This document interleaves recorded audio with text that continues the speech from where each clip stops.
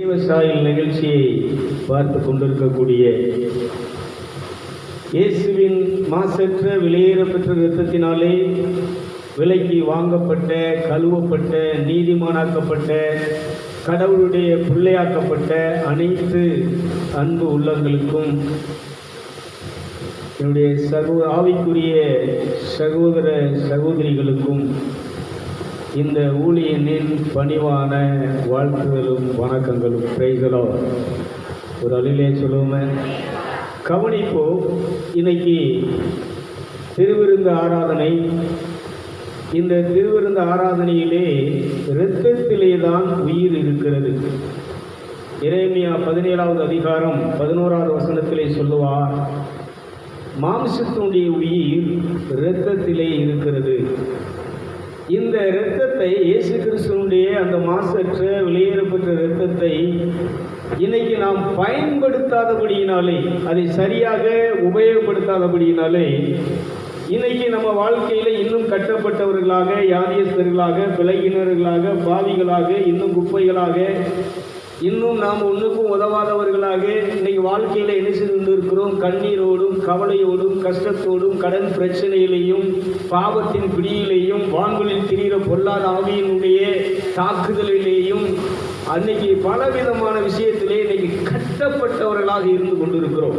ஆனால் இந்த இயேசுவின் இரத்தத்தை பயன்படுத்தும் போது, உபயோகப்படுத்தும் போது, நம்ம வாழ்க்கையிலே நடக்கக்கூடிய நிறைய நன்மைகள், உன்னதங்களுக்குரிய ஆசீர்வாதங்கள், ஆவிக்குரிய வல்லமைகள், வரங்கள், இன்னும் இந்த பூமிக்குரிய நன்மைகள் அனைத்தும் நம்மளையும் நம்முடைய குடும்பத்தையும் என்ன செய்கிறது? அளவில்லாமல் நிரப்புகிறது. கரங்களை தட்டி நிச்சயம், நல்ல கை தட்டி, எல்லாம் நல்ல கரங்களை தட்டி ஆண்டவருக்கு நிச்சயம். பிரைசலாம். இன்னைக்கு ஸ்கூலுக்கு போகிறோம், புஸ்தகத்தை கொண்டு போகிறோம், அதை படிக்கலைன்னா, அதை பயன்படுத்தி அதற்குரிய கொஸ்டினுக்கு அந்த எக்ஸாம் எழுதி பாஸ் பண்ணலைன்னா நம்ம அதில் என்ன செய்வோம்? ஃபெயிலியர் ஆகி அதுக்கு மேலே போக முடியாமல் என்ன செய்வோம்? அதே இடத்துல இருக்கும். இப்போ நிலத்தை வாங்குகிறோம், அதை உழுது, அதை பண்படுத்தி, அதில் விதைச்சி, இல்லை நட்டு, அதை களை எடுத்து, அதுக்கு மருந்தடித்து, அதுக்கு உரம் வச்சு, அதை பயிரிடலை அப்படின்னா விவசாயத்தில் என்ன செய்ய முடியாது? எந்த பலனும் என்ன செய்ய முடியாது? எடுக்க முடியாது. ஆடு மாடு எடுத்துக்கிட்டிங்கன்னா அதை கொண்டு மேய்ச்சி, தண்ணி காட்டி, அதுக்கு செய்ய வேண்டிய அதுக்கு செய்ய வேண்டிய நிறைய நன்மைகளை, உதவிகளை, வேலைகளை செய்யலை அப்படின்னா மாட்டில் பால் கறக்க முடியாது, ஆடு குட்டி போடாது, எந்த விதமான வருமானமும் நமக்கு கிடைச்சியாது, வராது. இதே போல் நோய் வந்துட்டுன்னா ஆஸ்பத்திரிக்கு போய் ஊசி போட்டு டாக்டர் கொடுக்குற மாத்திரையை கரெக்டாக அவர் சொல்கிற மாதிரி தவறாமல் போட்டாலும் என்ன செய்ய மாட்டேங்குது? சரியாக மாட்டேங்குது. போடாலன்னா என்ன செய்வோம்? செத்து போயிடுவோம். ரைட்டுலாம் இல்லையா? இப்போ நல்லா கவனிக்கணும். இது போல் 2000 ஆண்டுகளுக்கு முன்னாலே என் ஆண்டவராக இயேசு கிறிஸ்துவை பற்றி, அவருடைய பாடுகளை பற்றி, அவருடைய மரணத்தை பற்றி, அவர் சிந்துகிற இரத்தத்தினாலே, அந்த ஈசோப்புள்ளாலே நாம் பரிசுத்தமாகி நம்முடைய ஆத்துமா உயிர்ப்படைந்து, மீட்படைந்து, கடவுளோடு நாம் வாழும் ஒரு நிலையை பைபிள் நமக்கு சொல்லி இருந்தும் இன்னும் அதை நாம் என்ன செய்யவில்லை? இதை பயன்படுத்தாத வரைக்கும் நீங்கள் கோயிலுக்கு வரலாம், கூட்டத்துக்கு வரலாம், முழுவரிச்சவத்துக்கு வரலாம், உபவாச கூட்டத்துக்கு வரலாம், கன்வென்ஷன் கூட்டத்துக்கு வரலாம், இப்படி திருவிருந்து ஆராதனைக்கு வரலாம். அதை பயன்படுத்தாமல் எந்த விதமான ஆன்மீகத்துக்குரிய வளர்ச்சியோ, அந்த ஆண்டவருடைய அருளோ, ஆசீர்வாதமோ, வல்லமையோ, வரங்களோ, கனிகளோ நம்ம வாழ்க்கையில் என்ன செய்ய போகிறதில்லை? நம்மளை என்ன செய்ய போகிறதில்லை? ஆசீர்வதிக்க போகிறதில்லை. கடைசியாக நீ செத்தா எங்க போக முடியாது? அந்த விண்ணக வீட்டுக்கு, அந்த பரலோக தகப்பனை, பரலோக குடும்பம், தேவ தூதர்கள், பரிசுத்தவான்கள், நிறைவு பெற்ற நீதிமான்கள், இந்த இயேசுநாதர் அந்த பாடுபட்டு மரித்து உயிர் தெழுந்து, பாடுபட்டு மரித்த பொழுது, உயிர் விட்ட பொழுது அன்னைக்கு பூமி அதிர்ந்தது. மத்தேயு 27:55 நீங்கள் பார்த்தீங்கன்னா, வாசிக்க வேண்டாம், நான் அப்புறம் வாசிக்க சொல்கிறேன். அதில் பார்த்தீங்கன்னா, அங்கே தேவாலயத்தின் திரைச்சலை 2ஆக கிழிந்தது, பூமி அதிர்ந்தது, கல்லறைகள் வெடித்து திறந்தது. ஆனால் கல்லறையிலே அடக்கம் பண்ணப்பட்டிருந்த பரிசுத்தவான்கள், நீதிமான்கள் அன்னைக்கு உயிரோடு எழும்பி அந்த பரலோகத்துக்குள்ளே கொண்டு செல்லப்பட்டார்கள். கைதிகளா பாப்போம், நல்ல கரங்களை பற்றி அதை வர வாசிங்களேன். அந்த மத்தேயு 27:55 அந்த தேவாலயத்தின் திரைச்சிலை 2ஆக கிழிந்தது அப்படிங்கிறதுலேருந்து வாக்கிங் பார்ப்போம். டக்குன்னு இது ஒரு நேரமா இங்கே அப்பொழுது தேவாலயத்தின் திரைச்சிலை மேல் தொடங்கி கீழ் வரை 2ஆக கிழிந்தது. பூமியும் அதிர்ந்தது, கன்மலைகளும் பிளர்ந்தது, கல்லறைகளும் திறந்தது. நல்லா கவனிங்க, கல்லறையும் திறந்தது. அதுக்கு முன்னாடி மரிச்சு அடக்கம் பண்ணப்பட்ட எல்லா கல்லறைகளும் திறந்தது. இன்னைக்கு நம்ம செத்தா நம்ம கல்லறை திறக்குமா? ஹலோ, விளங்குதா? உன் கல்லறை திறக்கணும் அப்படின்னு சொன்னா கல்லறைகள் திறந்தது. அடுத்து வாசி. நித்திரை அடைந்த, நல்லா கவனிச்சுங்க, செத்து போனன்னு சொல்லல, செத்து போன அப்படின்னு சொல்லலையா, நித்திரை அடைந்த பரிசுத்தவான்கள் உயிரோடு எழும்பி சரீரமும் எழுந்தன. அவர் உயிர்த்தெழுந்த பின்பு இவர்கள் எல்லோரும் கல்லறைகளை விட்டு புறப்பட்டு பரிசுத்த நகரத்திலே பிரவேசித்து, நல்ல கைதிகள் நல்ல கரங்களை, பரிசுத்த நகரத்திலே பிரவேசித்து அநேகருக்கு காணப்பட்டார்கள். ஐயா, இந்த கல்லறையிலிருந்து நாம உயிரோடு அந்த சரீரம் எழுப்பப்பட்டு அவர் வருகையின் போது, இல்லை அவர் வருகையின் போது, இன்னைக்கு அவர் வருவார்னு சொன்னால் இந்த உடல் கல்லறையிலிருந்து எழுப்பி போனோம்னு சொன்னால், இந்த உயிரோடு இருக்கக்கூடிய நாம் அப்படியே மேலே எழுப்பி போனோம்னு சொன்னால், இந்த இரத்தத்தை நாம் பயன்படுத்தி இருக்க வேண்டும். இந்த இரத்தத்தினுடைய ஆற்றலை, வல்லமையை இந்த உடலிலே நாம் அனுபவித்திருக்க வேண்டும். நல்லா கொஞ்சம் அதுக்கு முன்னாடியெல்லாம் கல்லறைகள் திறக்கலை. அதுக்கு முன்னாடியெல்லாம் இந்த தேவாலயத்தின் திரைச்சில 2ஆக எண்ணிசையில திறக்கலை. அதுக்கு முன்னாடியெல்லாம் இந்த பூமி எண்ணிசையில விளக்கலை. அவர் எப்போ பாடுபட்டு மரிச்சு இரத்தத்தை, கடைசி சுற்று இரத்தத்தை சிந்தினாரோ தன் உயிரை அங்கே விட்டார். இரத்தத்திலாம் என்ன இருக்கு? உயிர் இருக்கு. அதான் எரேமியா அங்கே 17:11 பார்த்தோம். மாமிசத்தினுடைய உயிர் எதில் இருக்கு? இரத்தத்தில் இருக்கு. இந்த இரத்தத்தை அங்கே சிந்திய பொழுது கல்லறைகள் திறந்தது. அதுக்கு முன்னாடி திறந்திருக்கலாம்ல. அதுக்கு முன்னாடி எவ்வளவு பேர் செத்துருக்கிறாங்க, எவ்வளவு பேர் மறிச்சிருக்கிறாங்க, எவ்வளவு சாமியார்கள், பூசாரிகள், இன்னும் நிறைய தீர்க்கதரிசிகள், மகான்கள், ரிஷிகள் எல்லாரும் மறிச்சிருக்காங்க. எவன் சாவும் போதும், உயிரை விடும் போதும், ரத்தம் சிந்தும் போதும் அங்கே என்ன வரலன்னு சொன்னா, என்ன நடக்கலன்னு சொன்னா, இந்த நிகழ்வு நடக்கவில்லை. ஆனா ஆண்டவராய் இயேசு கிறிஸ்து சிலுவையிலே அடிக்கப்பட்ட பொழுது, காயப்பட்ட பொழுது, பாடுபட்ட பொழுது, அவர் நம்முடைய பாவங்களை அங்கே ஏற்றுக்கொண்டு சுமந்து, பிதாவே எல்லாம் நிறைவேறிட்டு, இந்த உலகத்தில் இருக்கக்கூடிய எல்லா மனுஷனுடைய பாவத்தையும் சுமர்ந்து தீர்த்து, எல்லா மனுஷனுக்காகவும் நான் பாடுபட்டு ரத்தம் சிந்தி என்ன செஞ்சிட்டேன்னா, எல்லாருடைய பாவங்களுக்காக நான் பலியாகி விட்டேன். நான் என்ன செய்து விட்டேன்? இங்கே மரணத்தை என்ன செய்து விட்டேன்? சந்தித்து விட்டேன். பாவத்தின் சம்பளம் மரணம். அதனால எல்லாருடைய மீட்புக்காகவும், உயிர்த்தெழுதலுக்காகவும், உயிர்ப்புக்காகவும், இதுக்கு முன்னாடி செத்த பரிசுத்தவான்கள், இதுக்கு முன்னாடி செத்த நித்திரை அடைந்தவர்கள், இனிமே நித்திரை அடைய போகிற, இனிமே அடக்கம் பண்ணப்பட போகிற எல்லாரும் என்ன செய்யணும்னு சொன்னா, எழுப்பி அந்த மகா பரிசுத்த நகரமாகிய அந்த பரலோகத்துக்குள்ள போகணும்னு சொன்னா, இந்த இதை நிகழ்வை பயன்படுத்தணும். இதை விசுவச்சு அன்னைக்கு ஆண்டவராக இயேசு கிறிஸ்து இங்கே வருவார், நம்மளை என்ன செய்வார்? எழுப்பி பரலோகத்துக்கு கொண்டு போவாருங்கிறத விசுவாசிச்சு அந்த நீதிமான்கள், அந்த பரிசுத்தவான்கள், இவங்க எல்லாரும் என்ன செஞ்சாங்கன்னா உடலோடு எழுப்பி என்ன செஞ்சாங்க? அநேக பேர் பார்த்து கொண்டிருக்க அந்த பரிசுத்த நகரத்துக்குள்ளே, அந்த ஆவிக்குரிய உலகத்துக்குள்ளே, அந்த பரமண்டலங்களுக்குள்ளே எல்லோரும் என்ன செஞ்சாங்க? போனாங்க. ஆனால் இன்னைக்கு அதான் சொல்கிறேன், இன்னைக்கு சுடுகாட்டில் கல்லறையில் வந்து சாமியாரை வச்சு, பிஷப் வச்சு, பாஸ்டரை வச்சு, இல்லை இன்னைக்கு நம்ம பூசாரிகளை வச்சு அடக்கம் பண்ணக்கூடிய யாராவது எழுந்திருக்கணும்னு சொன்னால், நானும் சரி, நீங்களும் சரி, இந்த இரத்தத்தை பயன்படுத்தி நாம் நீதிமானாக்கப்பட்டு பரிசுத்தமாக்கப்பட்டிருக்கோம் அப்படின்னு சொன்னா, இந்த மாசற்ற விலையேறப்பட்ட இயேசுவின் இரத்தம் என்னை என்ன செய்திருக்கிறது? பாவத்திலிருந்து என்னை விடுதலை ஆக்கி இருக்கிறது. மரணத்திலிருந்து என்னை விடுவித்திருக்கிறது. இந்த உலகத்திலிருந்து பிசாசின் பிடியிலிருந்து என்னை விடுவித்திருக்கிறது. என்னை நீதிமானாக்கி இப்பொழுது அவருடைய சந்நிதியிலே என்னை நிற்கும்படி, அவருடைய மகனாக மகளாக என்னை நிற்கும்படி என்ன செய்திருக்கிறது? இந்த இரத்தம் எனக்காக செயல்பட்டு கொண்டிருக்கு. இதை என்ன செய்யணும்னு சொன்னா, அறிக்கை பண்ணணும். இது எல்லாரும் என்ன செய்யணும்? பயன்படுத்தணும். அதே இப்போ நீங்கள் பார்த்தீங்கன்னா,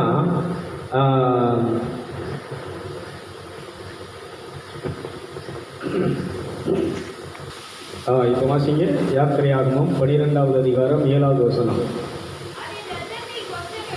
அதில் இரத்தத்தில் கொஞ்சத்தை எடுத்து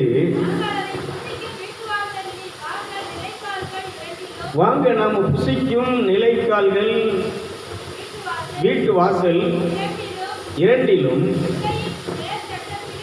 நிலையிலும் மேல் சட்டத்திலும் தெளித்து அந்த ராத்திரியிலே அந்த மாமிசத்தை நெருப்பினால் சுட்டு புளிப்பில்லாத அப்பத்தோடும் கசப்பான கீரையோடும் அதை புசிக்க கடவார்கள். ஒரு அழிலே சொல்லுங்களேன், நல்ல கரங்களை வைத்து சொல்லுங்களேன். அடுத்து நீங்க பார்த்தீங்கன்னா, மோசே என்ன செய்கிறாருன்னா, அங்கே இருக்கக்கூடிய ஜனங்கள் மூப்பர்களை அழைச்சி சொல்றாரு. அது 21வது வசனத்திலிருந்து வாசிங்க பார்ப்போம். அதே யாத்திரையாகமம் 12:21 அப்பொழுது மோசே, நல்லா கவனிச்சுக்கோங்க. இன்னைக்கு நம்மெல்லாம் இன்னைக்கு என்ன செஞ்சுட்டு இருக்கிறோம்னா, அசால்ட்டா அசதியாக உட்காந்துட்டு இருக்கிறோம். 2 கரங்களை தட்டி நம்ம என்ன செய்வோம்? கொஞ்சம் நல்ல 2 கரங்களை தட்டி ஆர்டர் பண்ணிக்குவோம்.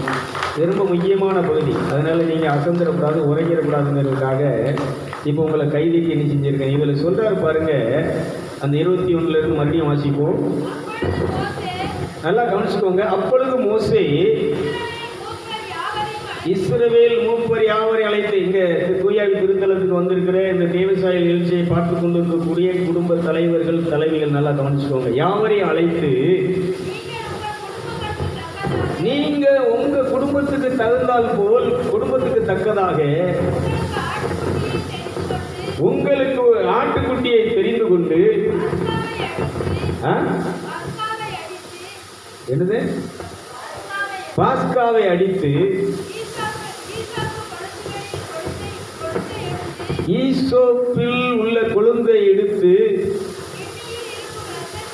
நீங்க வச்சிருக்கக்கூடிய கிண்ணியில் இருக்கக்கூடிய இரத்தத்தை எடுத்து தோய்த்து, அதில் இருக்கக்கூடிய அந்த இரத்தத்தை நல்லா கவனிச்சுக்கோங்க. ஐயா, பின்னாடி இருக்கக்கூடிய பெரியவங்களை, அம்மாமாரை, இந்த நிகழ்ச்சியை பார்த்து கொண்டு இருக்கிறவங்களை, இந்த இரத்தத்தை என்ன செய்யன்னு சொன்னால், அந்த வீட்டு நிலைக்கால்களிலும் மேல் சட்டத்திலும் அந்த வீட்டு வாசலிலும் நிலைக்கால்கள் 2லும் தெளியுங்கள். விடிய கால வரைக்கும் உங்களில் யாரும் இந்த வீட்டு வாசலை விட்டு வெளியில் என்ன செய்யக்கூடாது? வரக்கூடாது. வீட்டுக்குள்ளே தான் இருக்க வேண்டும். நல்லா கவனிச்சுக்கோங்க. கடவுள் எகிப்தியரை, கடவுளுக்கு விரோதமானவர்களை, சிலை வழிபாடு செய்து கொண்டிருக்கிறவர்களை, நான் தான் கடவுள், நான் நினைச்சதுதான் நடக்கும்னு சொல்லி ஆணவம் அகம்பாவம் பிடிச்சிருக்கிறவங்களை அழிக்க வரும்போது, பார்வோனையும் பார்வோனுடைய படைகளையும் எகிப்தில் உள்ள எகிப்தியரில் அழிக்க கர்த்தர் இறங்கி வரும்போது, நிலையில் மேல் சட்டத்திலும் வாசலில் நிலைக்கால்கள் 2லும் அந்த இரத்தத்தை காணும்போது, கர்த்தர் சங்காரக்காரனை, உங்கள் மரண பகவானை, உங்களுக்கு மரணத்தை உண்டாக்குறவனை, அந்த எகிப்தில் உள்ள மன்னனுக்கும் ராஜாவுக்கும் தளபதிகளுக்கும் எகிப்தியர்களுக்கும், கடவுளை அறியாமல், கடவுளை படைத்தவரை அறியாமல், படைத்தவரை தெரிந்து கொள்ளாமல், படைத்தவரை வணங்காமல், படைத்தவருடைய விருப்பத்தின்படி வாழாமல் இருக்கக்கூடிய எகிப்தியர்களை அங்கே அழிப்பதற்கு சங்கார தூதுவன் வரும்போது, மரண தேவதை வரும்போது, அந்த இரத்தம் அவர்களை பாதுகாத்து, அந்த இரத்தம் இருக்கிற வீட்டுக்குள்ளே இந்த சங்கார தூதன் நுழைய மாட்டான், யாருக்கும் எந்த தீமையும் வராது. நல்ல கைதிகளை பார்ப்போம். ஒரு விஷயத்தை நீங்கள் நல்லா புரிஞ்சுக்கோங்க. அன்னைக்கு இருந்த இஸ்ராயேல் மக்களிடத்திலே மோசே சொல்லுகிறார், அவர் தான் நல்ல மேய்ப்பன். எப்பா நீ என்ன செய்யணும், இந்த ரத்தத்தை என்ன செய்யணும், ஓ வீட்டில் இதை பயன்படுத்தணும், ஆட்டை பயன்படுத்தி. இப்போ நீங்கள் ஆட்டெல்லாம் வெட்ட வேண்டாம், நீங்கள் ஆடுகளை வெட்டி ரத்தம் சிந்தி இப்படியெல்லாம் பண்ண வேண்டாம். நமக்காக அடிக்கப்பட்ட தேவ ஆட்டுக்குட்டி இயேசு கிறிஸ்துவின் ரத்தம் இருக்கிறது. நல்ல கைதிக்கும், நல்ல கரங்களை.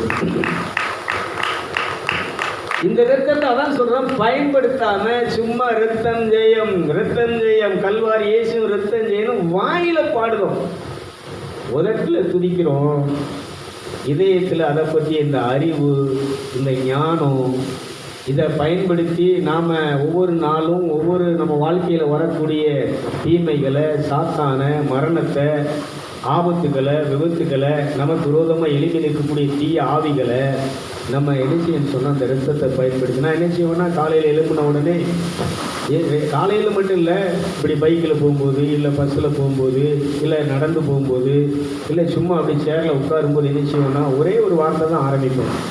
மாசற்ற விலையேறப்பெற்ற இயேசுவின் ரத்தமே, உங்களை நான் முத்தம் செய்கிறேன். இப்பொழுது என் ஆன்மா, என் ஆவி தேவனோடு உறவு கொள்கிறதற்கு, அந்த பரலோகத்திற்குள்ளே, அந்த தேவலோகத்துக்குள்ளே, அந்த ஒளி உலகத்துக்குள்ளே கடந்து போகிறதற்கு உங்கள் ரத்தம் எனக்கு உதவியாக இருக்குது அப்படின்னு சொல்லும்போது ஆட்டோமேட்டிக்காக அந்நிய பாஷை உள்ளேருந்து அப்படியே எழுச்சி ஊற்று போல் பொங்கி எழுந்து வந்து கொண்டே இருக்கும். கைதுகளை பார்ப்போம்.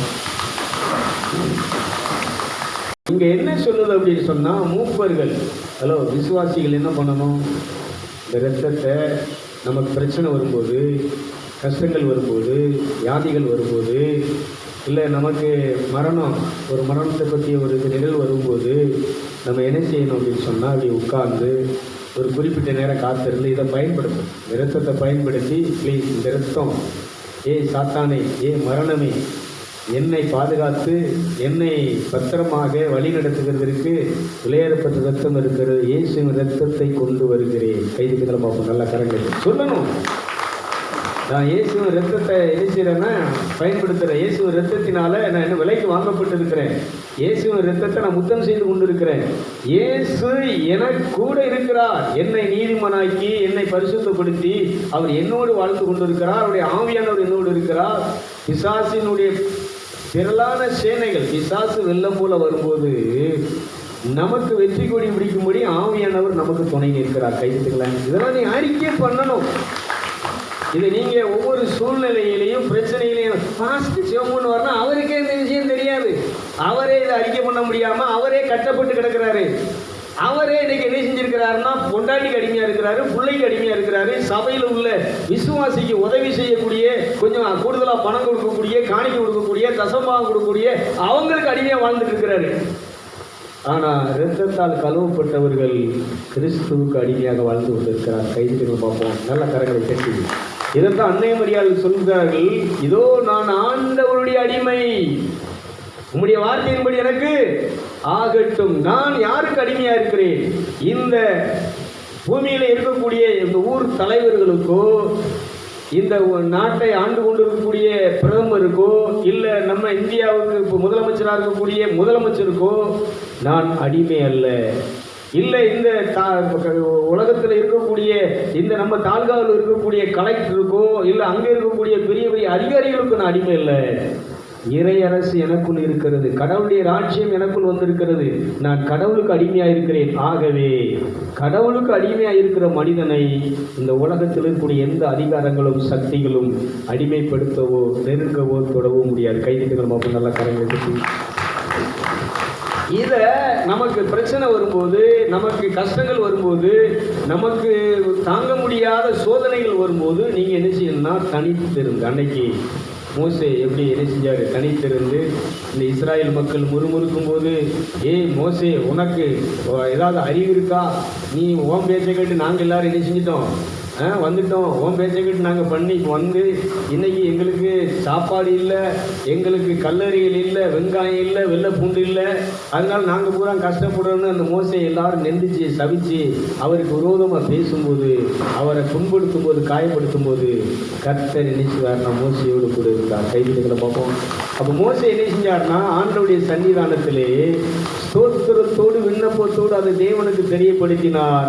அந்த உன்னத தேவனுடைய ஐக்கியனை மோசையோடு இருந்தபடியினால் 30 லட்சம் பேரால் அந்த மோசையினுடைய தலைமுடிய கூட நரைச்ச முடிய கூட என்ன செய்ய முடியல, அசைக்க முடியல. பைபிள் சொல்லுகிறது, உங்களுடைய எல்லா பிரச்சனைகளையும், எல்லா கஷ்டங்களையும், உங்கள் வாழ்க்கையில் வந்திருக்கக்கூடிய எல்லா ஆபத்துகளையும், விபத்துகளையும் ஸ்தோத்திரத்தோடு விண்ணப்பத்தோடு தேவனுக்கு தெரியப்படுத்துங்கள். எல்லா புத்திக்கு மேலான தேவன் சமாதானம் உங்கள் இருதயத்தையும் சிந்தையும் நிரப்பும் என்று சொன்னார். கைதிகளை பார்ப்போம். நல்ல கடன்களை. ஆனால் இன்னைக்கு இந்த கிறிஸ்தவங்க, இந்த விசுவாசிகள், இந்துக்களாக இருக்கட்டும், எல்லாரும் என்ன செய்கிறாங்கன்னா பூசாரி என்ன சொல்கிறாரோ, இந்த சாமியார் என்ன சொல்கிறாரோ, இந்த பாஸ்டர் என்ன சொல்கிறாரோ அதுக்கு மட்டும் சால்ரா போட்டுக்கிட்டு, அதுக்கு கோஷம் போட்டுக்கிட்டு, அதுக்கு இவங்க என்ன செஞ்சுட்டு இருக்கிறாங்கன்னு சொன்னால் பின்பாட்டு பாடிக்கிட்டு அதுக்கு பின்னால் போயிட்டு இருக்கிறாங்க. ஆனால் இந்த மோசே அவர் சொல்கிறாரு, நீங்கள் எதுக்கு பின்னால் போங்கன்னு சொல்கிறாரு. கடவுளுக்கு பின்னால் போங்கள், கடவுளுடைய வார்த்தைக்கு பின்னால் போங்க. இயேசுவை கொண்டு வருகிறேன். பிசாசே நீ எம்மாத்திரம், வியாதியை நீ, கடன் பிரச்சனையை நீ எம்மாத்திரம், வாழ்க்கையில் எனக்கு விரோதமாக இருக்கக்கூடிய பலவானே, எவ்வளோ பெரிய பலவானாக இருந்தாலும் சரி, உன் வார்த்தை ஒரு வார்த்தை விழுந்துச்சுன்னா அவன் அங்கனிக்கில் இணைஞ்சு கிடப்பான். சொல்லுங்க, விழுந்து முடங்கி கிடப்பான். உன்னை நான் கட்டுகிறேன், உன்னுடைய எல்லா செயல்களையும் கிரியைகளையும் இப்பொழுது புடுங்கி பறிக்கிறேன், கவிழ்த்து வீழ்த்துகிறேன், அழித்து ஒழிக்கிறேன் அப்படின்னு சொல்லி நீ ஆவியில் நிரம்பி நீ ஆவியில் பேச ஆரம்பிச்சா இந்த உலகத்தில் எல்லா சக்தியும் கீழே விழுந்து முடங்கி கிடக்கும். கைதுக்கு என்ன நல்லா கரெக்டாக. ஆனால் இன்னைக்கு பாருங்களேன், யாரும் நேர்மையாக வாழ முடியல, யாரும் உண்மையாக என்ன செய்ய முடியல. நல்லவனாக இருக்கிறான், ஆனால் நேர்மையாக என்ன செய்ய முடியல. நல்ல அதிகாரி, நல்ல கலெக்டரு, ஆனால் உண்மையாக இருக்க முடியுதா? மோசே ஆண்டவரே சாட்சி கொடுக்கிறார், இந்த பூமி எங்கும் மோசே உண்மை இல்லவன், அவனை போல ஒரு உண்மை இல்லவன் இந்த பூமியில இல்லை. கைதுகளை பார்ப்போம். ஆண்டவருக்கு முன்னால் நல்லவனா, நல்ல வேஷம் கொடுக்குறோம், நல்லா டீசெண்டாக இருக்கிறோம், பைபிளை கொண்டு வரோம், நல்ல பைபிளெல்லாம் பிள்ளைகள் நல்லா சூப்பராக படிப்பாங்க. ஆனால் உண்மையாக இருக்கிறியா? சூப்பராக பைபிள் படிக்காப்பா, நல்ல பைபிள் படிக்கிறா, நல்ல பைபிள் எப்போ பார்த்தாலும் ஜெபமும் அவன் முக்காடும் ஜெபமாக தான் இருப்பா. ஆனால் உண்மையாக இருக்கையா? இதெல்லாம் கேட்க வாழ்க்கையில். அதனால் இன்னைக்கு ஒரு விஷயத்தை நான் உங்களுக்கு ஒரு உண்மையை இந்த நிகழ்ச்சியை பார்த்து கொண்டு இருக்கிறேன் சொல்கிறேன். நீங்கள் நல்லவங்களாக இருக்கிறீங்க, கோயிலுக்கு போகிறீங்க, ஆராதனைக்கு போகிறீங்க, பாஸ்டர் நான் சொல்கிறேன், பாஸ்டருக்கு என்ன வேணாலும் கொடுங்க, நான் அதெல்லாம் வேண்டான்னு சொல்லலை. ஏன்னா அவங்க இதை நம்பி என்ன செய்கிறாங்கன்னா வாழ்ந்துட்ட குடும்பமே வாழ்ந்துட்டு இருக்கு. குடும்பம் மட்டும் இல்லை, கொண்டாட்டி குடும்பம் பூரா வாழ்ந்துட்டு இருக்கு. அதனால அவங்களால என்ன செய்ய முடியலைன்னா இந்த குடும்பத்தையும் அவங்க குடும்பத்தையும் மேனேஜ்மெண்ட் பண்ணி அதில் உள்ள லாப நஷ்டத்தை நிறைவேற்றி அவங்களால என்ன செய்ய முடியலைன்னா இந்த சத்தியத்துக்குள்ளே வர முடியலை. உண்மையிலே ஊழியம் செய்யணும்னு அர்ப்பணித்து வாழ்க்கையில் வந்திருக்கிறாங்க, ஆனால் இன்னைக்கு கட்டப்பட்டு இருக்கிறார்கள். இந்த கட்டை அவிழ்க்கணும்னு சொன்னால் இந்த இரத்தத்தை நீ பயன்படுத்தணும். உட்கார்ந்து என்னை கட்டுகின்ற எல்லா கட்டுக்களையும் நினைச்சுகிறேன். கட்டப்பட்டிருந்த எண்ணெய், பிசாசினால் கட்டப்பட்டிருந்த எண்ணெய், மனிதனால் கட்டப்பட்டிருந்த எண்ணெய் கட்டவிழ்த்து இந்த இரத்தம் என்னை இந்த நாட்டில் பிரதிநிதியாக, என் வீட்டில் என்னை பிரதிநிதியாக, ராஜாக்களாக, பிரபுக்களாக என்ன செஞ்சிருக்குன்னு சொன்னால் இந்த இரத்தம் என்னை வழிநடத்தி கொண்டிருக்க அந்த இரத்தத்தை நான் முத்தம் செய்கிறேன். கைது பார்ப்போம். அப்போ நீங்கள் அதிகாலையில் எழுந்திரிச்ச உடனே சாயங்காலம் நீங்கள் வாழ்க்கையில் நடந்து போகும்போது இந்த இரத்தத்தினால தானே நமக்கு என்ன இருக்குது, அந்த உன்னத வாழ்க்கை, அந்த பரலோக வாழ்க்கை, தேவனுக்கு முன்னால் நிற்கக்கூடிய வாழ்க்கை என்ன செஞ்சிருக்குன்னா நமக்கு என்ன செஞ்சிருக்கு, பரிபூர்ணமாக கொடுக்குது. அதனால் இந்த இஸ்ராயேல் மக்கள் மூப்பர்கள் ஒவ்வொரு வீட்லையும் ஒவ்வொருத்தரும் என்ன செஞ்சாங்கன்னா அவங்க தேர்ந்தெடுத்த ஆட்டுக்குட்டியை வெட்டி அதை அறுத்து அந்த இரத்தத்தை கிண்ணத்தில் எடுத்து அவங்க வீடுகளில் என்ன செய்தார்கள், அதை பயன்படுத்தினார்கள். நான் கேட்குறேங்க, இருக்கக்கூடிய விசுவாசி அப்படி என்னைக்காவது பயன்படுத்திருக்கீங்களா? சொல்லுங்கள். இந்த நிகழ்ச்சியை பார்த்துட்டு இருக்கிறவங்கள பார்த்து கேட்குறேன், இப்படி என்னைக்காவது நீ வாழ்ந்துருக்கியா, வழிபாடு பண்ணியிருக்கியா, இன்னைக்கு வீட்டில் முதலே ஜெபம் பண்ணிருக்கியா, உட்காந்துருக்கியா? ஆனா இது எங்க நடக்கணும்? உன் வீட்டுல நடக்கணும். எங்க நடக்கணும்? உன் வியாபாரம் நீ பண்ற உன்னுடைய வியாபாரத்துல நடக்கணும், உன் தொழில நடக்கணும், விவசாயத்துல நீ கிணத்துல போய் உழுது பயிரிடுறதுக்கு முன்னாடி நீ என்ன செய்யணும்? முதல் மனிதனுடைய கீழ்ப்படியாமையினால இந்த பூமி என்ன செய்யப்பட்டிருக்கு? சதிக்கப்பட்டிருக்கு. உன்னுடைய கையீட்டு செய்கிற எல்லாம் சதிக்கப்பட்டிருக்கு. உன் பிரயாசங்கள் வேலைகள்லாம் என்ன செய்யப்பட்டிருக்கு? சதிக்கப்பட்டிருக்கு. எல்லாத்தையும் நீ என்ன செய்யணும்னா, நான் இன்னைக்கு ஆண்டவருடைய வார்த்தைக்கு கீழ்ப்படிஞ்சிருக்கிறதுனால, இந்த ரத்தம் என்னை மீட்டிருக்கிறதுனால, இயேசு கிறிஸ்துடைய அந்த மாசற்ற விலையேறப்பட்ட ரத்தம் என்னை புனித பரிசுத்தமாக்கி இருக்கிறதுனால, இந்த ரத்தத்தை நான் என்ன செய்கிறேன்? பயன்படுத்தி இயேசுவின் இரத்தத்தினால் என் முன்னோர்கள் செய்த இந்த பாவம் சாபங்கள் எல்லாம் என்னை விட்டு என் குடும்பத்தை விட்டு நீங்க கிடவுது. இதை யார் பண்ணணும்? வீட்டில் உள்ள தலைவர்கள், தலைவிகள். நீங்கள் வீட்டில் உட்கார்ந்து என்ன செய்யணும்? அதனால இந்த உங்கள் ரத்தத்தினால எங்கள் முன்னோர்கள் செய்த, எங்கள் மாமனார் செஞ்ச, எங்கள் அப்பன் செஞ்ச, எங்கள் ஆத்தை செஞ்ச, எங்கள் மூதாதைகள் செஞ்ச எல்லா பாவத்தையும் உங்கள் விலையேறப்பட்ட ரத்தம் நீக்கி சுத்திகரித்து இப்பொழுது இயேசு கிறிஸ்துடைய புண்ணியத்தினால் உண்டான ஆசீர்வாதத்தை, சமாதானத்தை இந்த வீட்டிலே நிலவ பண்ணுகிறது. கைதிகளை பார்ப்போம். இதை நீங்கள் பண்ணணும். இதை யார் பண்ணணும்? பாஸ்டர் பண்ணல. இது யார் பண்ணா? அந்த இஸ்ராயல் மக்கள் என்ன செய்தார்கள்? மூப்பர்கள், அந்த சர்ச்சைக்கு வந்தவங்க, மோசையோட அந்த கூட்டத்தில் உட்கார்ந்துருந்தவங்க நினைச்சாங்கன்னா இதை வீட்டில் உட்கார்ந்து பண்ணாங்க. ஆனால் நம்ம அப்படி வந்து இந்த பாஸ்டர் கையை தட்டி சொல்லும்போது கையை தட்டுறது லேலியா சொல்ல, நல்லா சொல்லுவோம், நல்ல சத்தமாக சொல்லு. அவங்களும் நல்ல நடிச்சு மக்களுக்கு ஏற்ற மாதிரி அங்கே ஒரு ட்ராமா போட்டு அங்கே அப்படி போடு இப்படி போடு அப்படி கையை தட்டு ஆடு பாடு. இந்த ஆட்டத்திலையும் பாட்டத்திலையும் உன்னுடைய சத்தத்திலையும் இல்லைங்க. இது அதான் சொன்னேன், இதெல்லாம் வெளிப்பிரகாரத்தில் நடக்கக்கூடிய மத வழிபாடுகள். இந்த சபை போதகர்கள் அவங்க ஒரு இதை நினைச்சிருக்கிறாங்கன்னா, அவங்க இந்த உலக அறிவின்படி ஒரு இதை உருவாக்கி வச்சிருக்கிறாங்க. ஆனால் பிதாவாகிய தேவன் உன்னை உருவாக்கி வைத்திருக்கிறார். அந்த கடவுளுடைய வார்த்தையின்படி நீங்கள் அதை பயன்படுத்த ஆரம்பிக்கும் போது நீங்கள் நீதிமான்களாக, நல்லவர்களாக, உங்களுடைய வாழ்க்கையில் இருக்கக்கூடிய சாபங்கள், முன்னோர்கள் செய்த சாபங்கள், நம்ம தாய்தாப்பு செஞ்ச சாபங்கள் எல்லாம் இன்னைக்கு நம்ம தாய்தாப்பன் எடுக்கிற அவங்க ஒன்றும் யார் முன்னாடி போய் கையை பிடிச்சி இழுக்க வேண்டாம். எந்த பேங்க்லேயோ இல்லை கடையிலே போய் பஸ்லேயே போய் அவங்க பிட் பாக்கெட் அடிக்க வேண்டாம். கடவுளை இந்த படைச்சவரை அறிஞ்சிக்காம, அவரை தெரிஞ்சிக்காம, அவருக்கு முன்னால் விழுந்து தலை விழுந்து ஓங்கப்பட்டு விழுந்து தொழுது கொள்ளாம, இன்னைக்கு உலகத்தில் மனுஷன் உண்டாக்கின தேவர்களை, குலதெய்வங்களை, சாமிகளை, இந்த மாதிரி புனிதர்களை, இயேசுனுடைய ஊழியத்தை செஞ்ச பரிசுத்தவான்களை வழிபடுறவங்க அத்தனை பேரும், வழிபடக்கூடிய எல்லா வழிபாடுகளும் பிதாவாகிய படைச்ச தெய்வத்துக்கு விரோதமான வழிபாடுகள். ஒரு அழிலே சொல்லுங்களேன், நல்ல சத்தமாக சொல்லுங்களேன், கொஞ்சம் சிரிச்ச முகத்தோடு சொல்லுங்களேன். அதனால் வழிபாடு தான். நான் சொல்கிறேன், இந்த புனிதர்கள் வாழ்ந்த வாழ்க்கையை வச்சு தான் நானே ஒரு ஊழியக்காரனாக மாறினேன். அவங்க எப்படி வாழ்ந்தாங்களோ அது போல வாழ வேண்டும். அவங்க எப்படி கடவுளை தொழுது கொள்ளார்களோ அதே போல தொழுது கொள்ள வேண்டும்.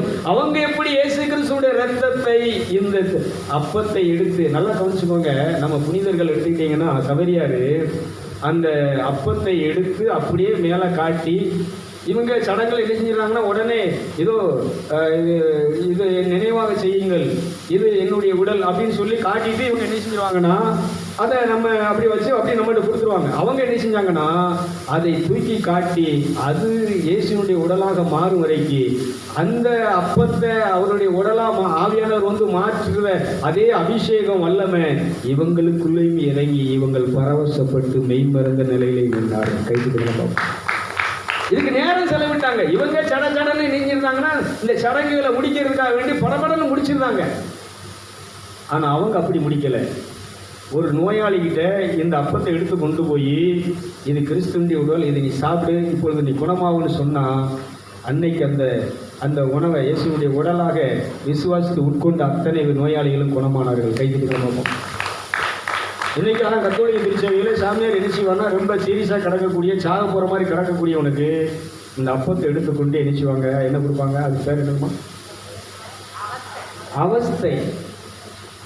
அவஸ்தைனா அதோட அவருக்கு என்ன செய்ய, அவர் மறைச்சு. ஆனால் இதை கொடுத்த உடனே அவர் என்ன செய்வார், டக்குன்னு புதுப்பலம் அடைஞ்சு அவர் கொஞ்சம் குணமாகி என்ன செஞ்சிருவாருன்னா நல்லா பேசவும் நல்லா ஆகவும் ஆரம்பிச்சுவார். நல்லா நீங்கள் கவனிச்சுக்கோங்க. ஆனால் இன்னைக்கு மற்ற பெந்தேகோஸ்து சபை, மற்ற சபைகள் பூராமே அதான் சடச்சடன்னு எல்லாம் 1 மணி நேரத்துக்குள்ளே எல்லாத்தையும் எனிச்சு முடிக்கணும்னு சொல்லி ஒரு 2 நிமிஷத்தில் ஒரு 5 நிமிஷத்தில் காட்டி முடிச்சிருக்காங்க. இனி இங்கேலாம் இதெல்லாம் அப்படி நடக்காது. திருவிருந்த ஆராதனையெல்லாம் அப்படி நடக்காது. அடுத்தாப்புல இனி இந்த மாதிரி பாட்டு, கையெட்டு, கூத்து, மியூசிக்கெல்லாம் அப்படி இருக்காது. இந்த மாதிரி பிரசங்கமெல்லாம் அது இருக்காது. இதெல்லாம் இப்போ உங்களுக்கு புரிய வைக்கணுங்கிறதா பண்ணுறேன். இதில் நீங்கள் என்ன செய்யணும்னா எல்லோரும் நல்ல கண்ணை மூடி கரங்களை உயர்த்தி, நல்லா கவனிச்சுங்க, கண்ணை மூடி கையை 2 கரங்களை இப்படி மேல்நோக்கி உயர்த்தி நீங்கள் இந்த புருவமத்தியை தூக்கி அப்படியே நின்றுட்டு இதே வார்த்தை, இயேசுவின் மாசற்ற வெளியேறப்பட்ட இரத்தம் இப்பொழுது என்னை நிரப்புகிறது. இயேசுவின் மாசற்ற அந்த வெளியேறப்பட்ட இரத்தம் இப்பொழுது என்னை பரிசுத்தமாக்கி என் ஆவியை இப்பொழுது அமைதியாக இருக்கக்கூடிய, உறங்கி கொண்டிருக்கக்கூடிய, சோர்ந்து போய் இருக்கக்கூடிய, செயலிழந்திருக்கக்கூடிய என் ஆவியை உயிர்ப்பித்து இப்பொழுது தேவனோடு நான் பேசுவதற்கு, உறவாடுவதற்கு இந்த இரத்தம் இப்பொழுது எனக்குள்ளே என்ன செய்து கொண்டிருக்கிறது, கிரியை செய்து கொண்டிருக்கிறது. உங்கள் இரத்தத்தை நான் முத்தம் செய்கிறேன், உங்கள் இரத்தத்தை முத்தம் செய்கிறேன், உங்கள் இரத்தத்தை முத்தம் செய்கிறேன், என்னை நீதிமனாக்கி உங்கள் இரத்தத்தை முத்தம் செய்கிறேன். ஆவியை உயிர்ப்பித்து இப்பொழுது கடவுளுக்கு முன்னால் கடவுளோடு அந்த மேலுலகத்துக்களை இந்த சரீரத்தை விட்டு இப்பொழுது நான் என்ன செய்கிறேன், ஆவியிலே பிதாவாகிய தேவனுக்கு முன்பாக நின்று தொழுது கொள்ளும்படி உங்கள் இரத்தம் என்னை என்ன செய்து கொண்டிருக்கிறது, உயிர்ப்பித்து இந்த சரீரத்திலிருந்து என்னை என்ன செய்து கொண்டிருக்கிறது, அந்த வானமண்டல ஒளி மண்டலத்துக்குள்ளே, அந்த ஆன்மீக உலகத்துக்குள்ளே என்னை கொண்டு போய் ஆராதனை செய்வதற்கு என்னை வழி நடத்துகிறது சொல்லும் போது நீங்கள் பரவசம் அடைந்து மெய்மறைந்த நிலைக்குள்ளே போய் நீங்கள் அந்த ஒளி உலகத்துக்குள்ளே உங்கள் ஆன்மா இருக்கிறதை காண முடியும். கைதிகளை பார்ப்போம். இதெல்லாம் டெய்லி அனுபவிச்சுட்டு இருக்கிறாங்க. இப்படி என்ன செய்யணும், நேரத்தை செலவு பண்ணணும். இப்படி என்ன செய்யணும்னா இதை உங்கள் இருதயத்தில் உள்ளத்தில் விசுவாசித்து வாயினால் அறிக்கை செய்கிறவன் மீட்பு பெறுகிறான்.